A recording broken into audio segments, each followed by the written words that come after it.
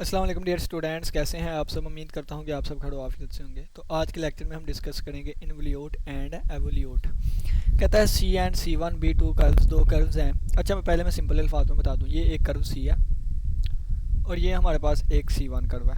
ठीक है, इस पे हमने टेंजेंट एक पॉइंट पे लिया। जब टेंजेंट दिया ना, ये वाला एक पॉइंट पे इसका टेंजेंट, तो ये टेंजेंट जो है ना वो दूसरी कर्व पे जाकर ना परपेंडिकुलर हो गया। ठीक है, तो हम क्या कहेंगे, हम कहेंगे जो सी कर्व है ना, जो सी कर्व है इसको एवल्यूट ऑफ दिस कर्व कहेंगे, और इस सी वन कर्व को इनवल्यूट ऑफ दिस कर्व कहेंगे। तो जिसमें हमारे पास नॉर्मल जाके टकराता है ना, यानी जिस पे नॉर्मल होता है इसको इनवल्यूट। ठीक है, और जिसका टेंजेंट होता है उसको एवल्यूट। ठीक है, तो ये वाली चीज़ बस जी। अब डेफिनेशन पढ़ते हैं, सिंपल सादा आसान हो जाएगा, ये होगी। कहता है C and C one be two curves such that there is one one correspondence हो। कहता है बिटवीन टू कर्व्स, और कहता है सी एंड सी वन जो है between the points of C and C one when tangent to C, C से tangent, when tangent to C are normal to C one पे नॉर्मल हो at corresponding point पे, then C one is called involute of C and C. ठीक है, ये आगे समझ आ गई आपको। तो हम क्या कहते हैं, फिर सी वन को कहते हैं इनवल्यूट ऑफ सी, सी वन क्या है, इनवल्यूट ऑफ सी होगा, और सी क्या होगा, इन called involute of C one होगा। अल्हम्दुलिल्लाह, आगे देखें, कंसेप्ट पता चल गया। आगे चलते हैं। कहता है suppose that alpha of S is a unit speed curve है। कहता है इफ़, आपने साबित करना है कि if beta of S is involute of alpha not necessary unit speed, ज़रूरी नहीं है कि वो यूनिट स्पीड कर्व हो। कहता है प्रूव डैट, इस चीज़ को आपने प्रूव करना है, और यहाँ पे सी कांस्टेंट। अच्छा देखें, अगर सी कांस्टेंट है तो सी की डिफरेंट वैल्यूज़ के हम पुट कर सकते हैं, आर्बिट्रेरी कोई भी। तो कहता है कि prove that there are infinite numbers of involutes, तो इन्फिनिट नंबर ऑफ इन्वल्यूट्स होंगे, किस पर डिपेंड करेगा, सी की वैल्यू पर डिपेंड करेगा। तो यानी कि ये क्वेश्चन इस तरह भी आ सकता है, तो आपने यही प्रूव करना है, और ये इस तरह भी आ सकता है। ठीक है, और कहता है यहाँ पे टी क्या है, अल्फा डैश है। बी पार्ट में हमने प्रूव करना है अंडर व्हाट कंडीशन, किस कंडीशन की बिना पे ये हमारे पास एक रेगुलर कर्व होगी एंड हेंस इनवल्यूट ऑफ अल्फा, और इनवल्यूट ऑफ अल्फा भी हमने फाइंड करना है शायद। ठीक है, आगे देखें, इन फिगर से हमने ये वाली चीज़ बना ली। कैसे बनाई है देखें, एक ये पोजीशन वेक्टर है, एक ये पोजीशन वेक्टर है, और एक ये है हमारे पास चीज़। तो P1, अब इस पे ना head to tail rule use करते हुए हमने क्या कर दिया कि ये देखें, ये हमारे पास एज ए टेंजेंट वेक्टर काम करेगा, किनका, इसका और इसका, इसको और प्लस इसको करूँगा तो ये एज ए टेंजेंट वेक्टर काम करेगा हमारे पास। ठीक है, अब ये देखें, ये टी डैश है, ये टी डैश यूनिट वेक्टर है। तो यहाँ से लेके यहाँ तक अगर मुझे वेक्टर चाहिए, देखें ना, इसकी मैं इक्वेशन लिख के बता देता हूँ आपको। ये R1, ये हमारे पास जो R1 है, R1 इक्वल आ जाएगा ये वाला वेक्टर प्लस ये वाला। R1 इक्वल आ जाएगा R प्लस P और P1 वेक्टर के, P और P1 वेक्टर के। ठीक है, इसके इक्वल आ जाएगा। अब R1 की जगह मैं बीटा ऑफ एस लिख सकता हूँ, तो R1 की जगह पे मैंने बीटा ऑफ एस लिख लिया, और इस R की जगह पे अल्फा ऑफ एस लिखा जा सकता है, तो इसको मैंने अल्फा ऑफ एस लिख लिया, और प्लस ये P1 है, यानी कि ये पूरा वेक्टर है, लेकिन टेंजेंट वेक्टर इस डायरेक्शन में है। ठीक है, ये यूनिट वेक्टर है, यूनिट वेक्टर यानी कि इसकी लेंथ यूनिट होगी, इसकी लेंथ तो कुछ भी हो सकती है, लेकिन इसकी लेंथ कितनी है, यूनिट है। तो ये वाला वेक्टर यानी कि इसकी लेंथ यूनिट है, और ये P1 वेक्टर है, तो ये इसका स्केलर मल्टीपल होगा क्योंकि पैरेलल है, तो इसकी जगह पे मैं लैम्डा टी हैट लिख दूंगा। ठीक है, स्केलर मल्टीपल की वजह से। तो ये वाली इक्वेशन हमारे पास आ गई है, कहाँ गई ये वाली इक्वेशन। अब नेक्स्ट किया गया है, कहता है इसको डिफरेंशिएट कर दे, D beta over D S, और इसको भी डिफरेंशिएट और प्लस। अब इस पे ना प्रोडक्ट रूल लगेगा। अब लैम्डा कांस्टेंट नहीं है, लैम्डा कांस्टेंट नहीं है, क्यों, क्योंकि इसके कम या ज़्यादा करने से ये लैम्डा भी बढ़ेगा, ये टेंजेंट बढ़ेगा, कम ज़्यादा होगा, तो ये वेरिएबल है। तो यहाँ पे वेरिएबल है, तो पहले का डेरिवेटिव दूसरा एज इट इज प्लस पहला वैसे ही लैम्डा, और दूसरे का डेरिवेटिव, और टी वाले का डेरिवेटिव हम करें तो ये हमारे पास के एन हैट आता है, कितनी दफ़ा बताते हैं यहाँ, के एन कैप आता है। ठीक है, हैट, ये वाली चीज़ हमारे पास आ गई। ठीक हो गया, आगे इसको मज़ीद बढ़ाते हैं। कहता है ये वाली चीज़ आ गई हमारे पास, इसको ना हमने इस फॉर्म में लिख दिया, यानी कि हमें पता है इस डेरिवेटिव वाले को ना टी भी लिखते हैं हम, तो ये टी कैप आ गया इज इक्वल टू ये वाली चीज़ आ गई। अब हम दोनों तरफ ना हमने टी कैप से हमने डॉट प्रोडक्ट ले लिया। अब हमने क्या ले लिया, टी कैप से डॉट प्रोडक्ट ले लिया। अब यहाँ पे डॉट प्रोडक्ट लिया, ये डॉट प्रोडक्ट अपने आप से 1 होता है, ये 1 हो गए। अब ये अपने आप से डॉट प्रोडक्ट 1 होता है, तो लैम्डा डैश मल्टीप्लाई 1, तो ये 1 हो गया। अब टी और एन एक दूसरे के परपेंडिकुलर होते हैं, और जो परपेंडिकुलर हो उनका डॉट प्रोडक्ट 0 होता है, ये सारा 0 हो गया, और ये इसका आंसर 0 हो गया हमारे पास। क्यों, क्योंकि हमारे पास इसका, और अगर बात करें तो ये हमारे पास किससे हम डेरिवेटिव लिया था, हमने डेरिवेटिव लिया था इससे टी वाले से, हमने टी वाले से डॉट प्रोडक्ट ली थी ना, टी वाले से डॉट प्रोडक्ट। तो जब डॉट प्रोडक्ट लेंगे ना टी वाले से तो वो बन जाएगा D alpha over D S. ठीक है, तो ये हमारे पास अल्फ़ा और बीटा हमारे पास, यानी कि ये आंसर जो है इसकी डॉट प्रोडक्ट का आंसर 0 आ जाएगा। ये भी आपस में परपेंडिकुलर ही होते हैं अल्फ़ा और बीटा। अल्फ़ा और बीटा की अगर हम बात करें ना तो ये देखें अल्फ़ा और बीटा इनके दरमियान जो रिलेशन आएगा ना, अगर इन दोनों की डॉट प्रोडक्ट लेंगे वो भी हमारे पास 0 ही आएगा। इसका डेरिवेटिव यानी कि इस पे परपेंडिकुलर, और इसका डेरिवेटिव जो लेंगे हम यानी कि इसका डेरिवेटिव वो भी एक परपेंडिकुलर, वो भी हमारे पास आएगा कोई, यानी कि इसका देखें ना, इसका इस पॉइंट पे ये टेंजेंट आ गया, इसका इस पॉइंट पे ये टेंजेंट आ गया, ये कांस्टेंट हो गई, इसका डेरिवेटिव कितना हो गया, 0 हो गया। ये वाली हमारे पास चीज़, इसका आंसर 0 हो गया। आगे देखें क्या कहता है, both tangents are perpendicular to each other, hence ये हमारे पास 0 आ गया। ठीक है, ये वाली चीज़ आ गई, both tangents are perpendicular to each other, दोनों टेंजेंट एक दूसरे पे परपेंडिकुलर है, इस वजह से इसका आंसर क्या आ गया, 0 आ गया। अब देखिए ये 1 आ गया, ये लैम्डा डैश आ गया और ये 0 आ गया। अब ये 0 0 ख़त्म हो गया, ये 1 इधर आकर -1 हो गया, लैम्डा डैश का आंसर -1 आ गया। लैम्डा डैश का मतलब क्या है, लैम्डा का derivative with respect to S. ठीक है, तो इज इक्वल टू 1। अब वेरिएबल सेपरेट करने के लिए एस उधर ले गए डी एस, तो ये D lambda is equal to D S. अब दोनों तरफ इंटीग्रेट कर दिया तो यहाँ पे lambda is equal to minus S plus constant of integration आ गया, कॉन्स्टेंट ऑफ इंटीग्रेशन आ गया। 10 कहता है सी में भी इन्फिनिट वैल्यूज़, सी की इन्फिनिट वैल्यूज़ हो सकती है। आप देखें इसको मैंने सी माइनस एस का नाम दे दिया, इसको मैंने सी माइनस एस लिख दिया। ठीक है, और ये लैम्डा की जो वैल्यू आई है ना, ये हम पुट करेंगे कहाँ पे, यहाँ पे इस वाली इक्वेशन में पुट कर दिया। तो beta of S is equal to alpha of S plus lambda की वैल्यू सी माइनस एस और आगे टी। तो ये देखें ये वाली चीज़ हमारे पास बन गई, और यही चीज़ हमने साबित करनी थी। ठीक है, ए पे। अब बी पे आ जाएं, बी पे क्या है, D beta over D S differentiate हमने कर दिया इसको, D beta over D S आ गया, अल्फ़ा का D alpha over D S आ गया माइनस।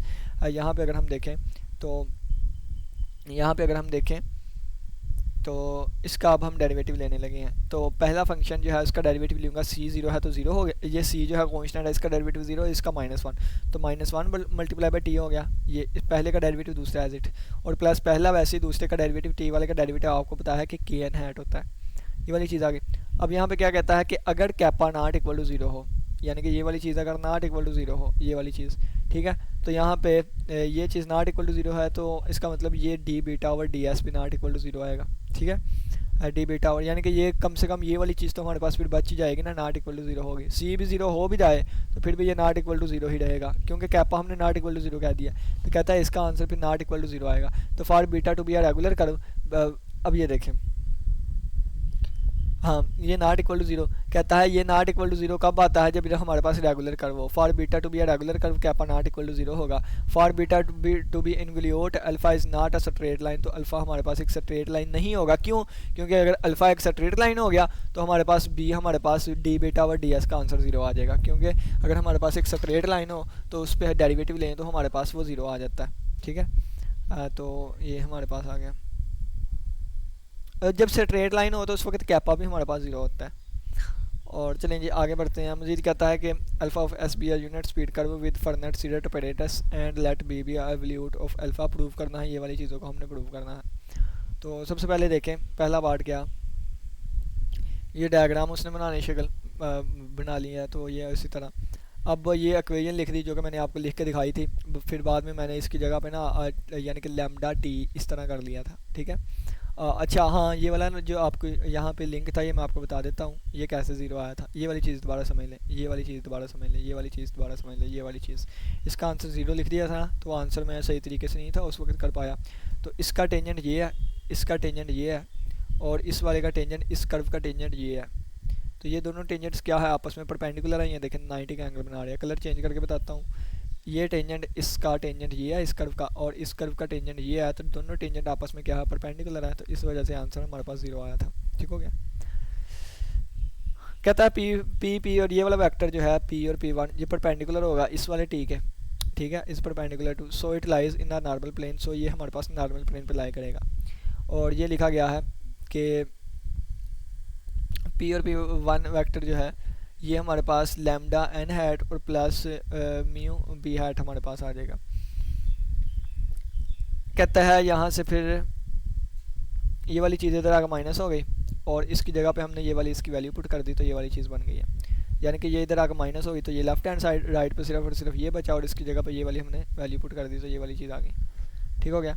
आगे देखिए B of S is equal to alpha of S, उधर जाकर दोबारा पॉजिटिव हमने कर दिया तो ये प्लस ये और प्लस ये, इसको क्वेश्चन नंबर 1 का नाम दे दिया। और लैम्डा और म्यू फंक्शन है किसके, एस के। कहता है ये हमारे पास पहली चीज़ प्रूव हो गई, यही तो चीज़ हमने प्रूव करनी थी, ये पहले पार्ट में ये चीज़ प्रूव करनी थी, ये देखे ये लिखी हुई है। अब दूसरे पार्ट में हमने ये वाली चीज़ हमने साबित करनी है तो इसके लिए ना हम डिफ्रेंशिएट कर लेते हैं ऊपर वाले को।